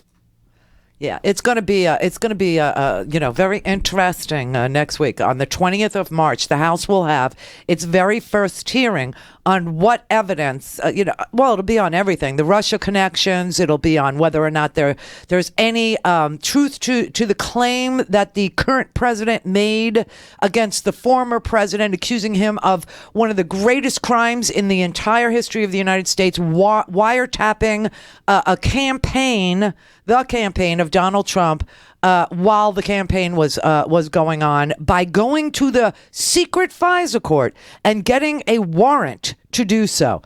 This is going to be fascinating. It's an amazing thing. Robert in Naples. Yeah, how are you? I'm glad you went through all that stuff. Hope you feel good. Hope nothing's there. You know what I'm saying? I think so. Okay, let's just do simple math. 1, 2, 3, 4. Number 1 is United States military-wise. Number 2, China, and then 3, Russia. 2 sees 3 kicking 1's ass right now. 2's got to say, hey, if 3 wins, we're screwed here. 1 owes us a lot of money. So if you see a guy getting his ass kicked, he owes you money, you're going to go collect that money before he disappears, no? Who's kicking whose ass? I don't know. I think right now Russia's kicking our ass. I think in a matter of time, if nothing happens and things stay the same way, I think we're going to be, like you say, manipulated, oligarchy, and we'll be the slave. And, in the United States and Russia will be one. Well, there'll be one entity. I was going to say, the Republican Party has, for the longest time, wanted to sell our government to the highest bidder. They privatized under George Bush everything from prisons to war fighting, okay? Contractors fighting the war. Changed the entire trajectory of that war. Blackwater, who is... Eric Prince, the former company Blackwater, the contractors that went into Fallujah without telling the generals that were planning shock and awe, that they were going to go into Fallujah, changed the entire trajectory of the Iraq war by acting on their own. Now, Eric Prince is the brother of our Secretary of Education, Betsy DeVos. I mean, you keep telling me, these people that troll me, they keep telling me you're the globalist elitist. Really? I am. Your Republican Party has been on the side of every globalist elitist, privatizing every function of our government as fast as they could, from war fighting to border security to prisons, okay? Giving the prison system over to a for-profit company that would only benefit if more people went to prison. That would be, their goal. Big Pharma also allied with Republicans. I mean, it's so sick. And now you've got the granddaddy of them all, a country that literally has oil and gas treasure troves that they can't, manipulate out of the ground without us. They need ExxonMobil. They need our expertise. And we put sanctions on them for hacking our elections. And then we kicked out 35 of their spies. And now you got a president who says, we'll put them back. and we'll take the sanctions off so that, you could drill in the Arctic Circle and explore your deepest desires to have more oil and gas. And what's really sick is Russia is on the brink of collapse. Russia is a giant. If you look at the expanse of land that is Russia, it's gigantic. Gigantic. However, its economy is the size of Italy. Left all alone and with sanctions upon them, they will disintegrate. And so they're in this big race to make sure we disintegrate first. And the best way to do it is to sow doubt within the United States about the way we self-govern. Say democracy doesn't work. It's broken. It is the Republicans that broke it and that continue to break it and that continue to sow the seeds of doubt that it can't work because democracy is flawed. But as imperfect as it is so much more preferable to oligarchy or to fascism or to Stalinism or to Trotskyism or to Leninism or to Marxism or any of these failed ways to govern a country. That's why they're in the position they're in and we're in the position we're in. And they seek to break our position in the world. And they would like to break up Europe so that they can start taking pieces of it back and recreate the Soviet Union. That's it. Michael in Miami. Happy Friday, love. Happy Friday, you bastard.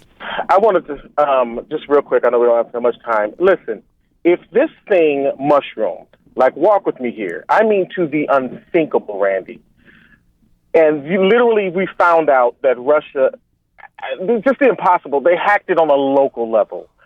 Donald Trump is so arrogant. He's Colonel Jessup.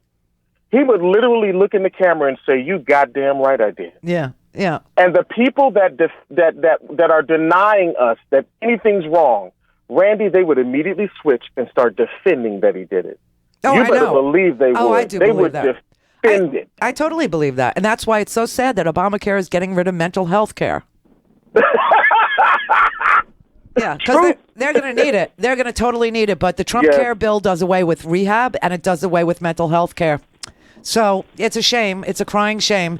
They voted for the rhetoric, Randy. They voted for the rhetoric and not the policy. Michael, they voted for the racism. We know that. We know that. I keep posting this on my page every time I get trolled on the YouTube page or on the Facebook page or on the Twitter feed, whatever it is.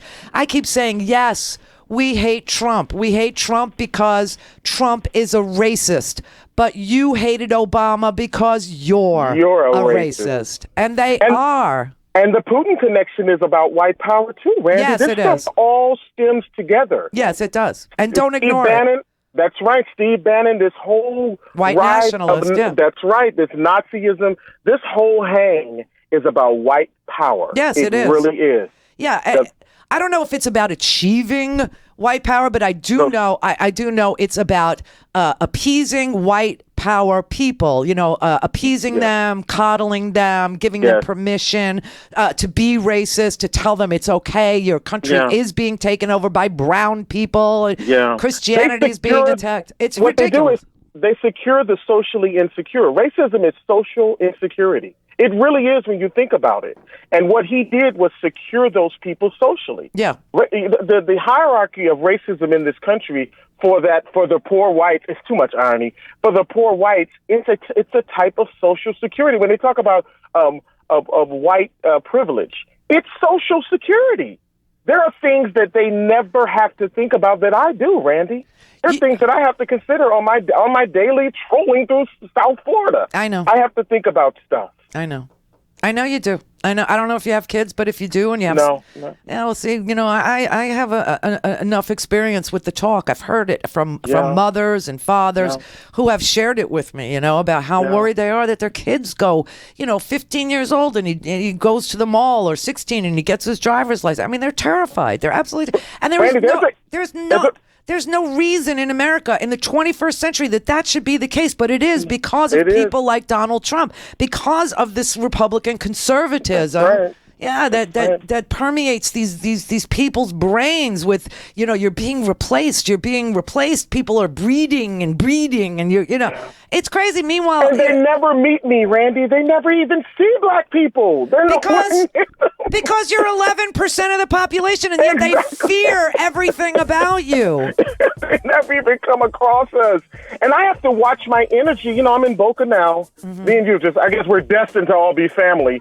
But I'm in Boca now, and I have to watch my energy, Randy. I can feel certain things. I know. I get it. I understand. I know just what you're saying to me. I really do. But we all know. I love you too. Babe. Love you, Howard. Drive safe. Have a good weekend. Thank you. All right. Okay. Peace. Bye, Michael. Yeah, I mean, obviously, Trump started with a racist appeal. It was birtherism. And anytime anything goes crappy for him, guess who he's going to blame? Barack Obama. And yes, we despise Trump because he's un-American. His thoughts are un-American. His goals are un-American. It's to just deconstruct democracy. You know, Bannon has said he's a Leninist, and that's his goal, and he won't stop. He won't stop until we're deconstructed. So yes, we despise Trump because Trump is a racist. But you Trump supporters, remember, you despised Obama because you're a racist. But have a good weekend.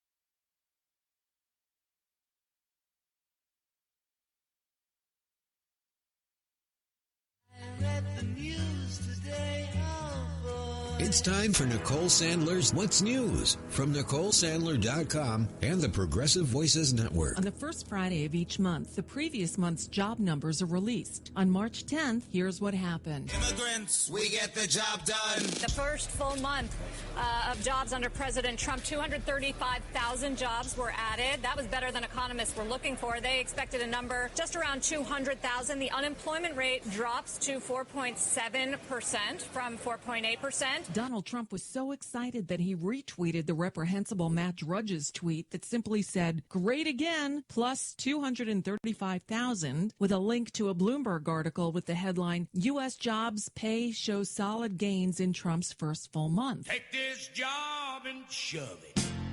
I ain't working here no more. But if Agent Orange holds true to form, he won't be touting those numbers at all. Let's go to the videotape. Don't believe those phony numbers when you hear 4.9 and 5% unemployment. The number's probably 28, 29, as high as 35. In fact, I even heard recently 42%.